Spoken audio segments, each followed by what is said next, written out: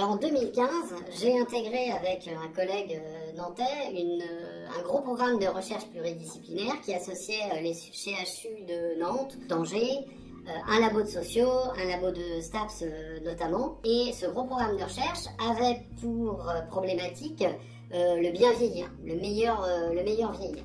Et à l'intérieur de ce programme de recherche, nous on était particulièrement intéressés par les questions d'habitat. Et il s'avère qu'aux États-Unis, depuis les années 70, il y a une production assez importante de résidences qui sont spécialisées, réservées au public retraité qui a plus de 55 ans. Donc, avec mon collègue nantais, on a décidé de partir sur place pour pouvoir visiter ce type de résidence.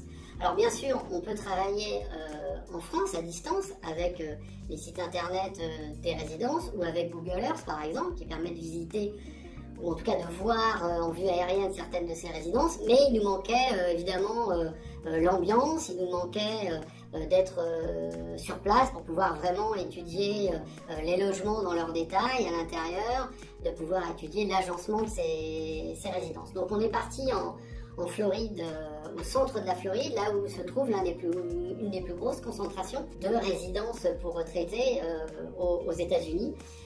C'est à peu près 100 000 logements, avec notamment une des plus grandes résidences pour retraités des États-Unis, qui compte plus de 55 000 logements. On ne pouvait pas se présenter à la porte de ces résidences, qui sont souvent fermées.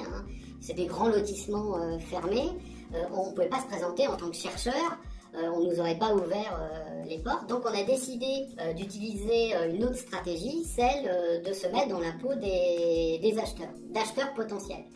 Donc on s'est mis à éplucher les petites annonces et on se présentait, enfin je me présentais comme recherchant un logement pour mes parents français, mais qui voulaient passer 6 mois de l'année en retraite au soleil de Floride.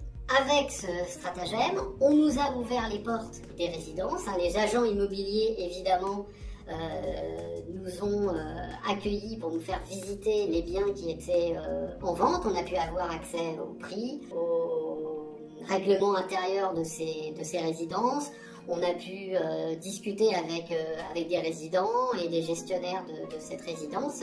Et donc, on a pu avoir accès à un tas d'informations pour la recherche, informations qu'on n'aurait jamais eues si on était resté à distance. Donc, on a exploité finalement le point faible des agents immobiliers, puisque tout visiteur, tout client est un acheteur potentiel. Donc, ils se sont évidemment démenés pour essayer de me faire acheter un logement pour mes parents. Donc voilà comment mes parents sont presque devenus propriétaires d'une résidence pour retraités en Floride.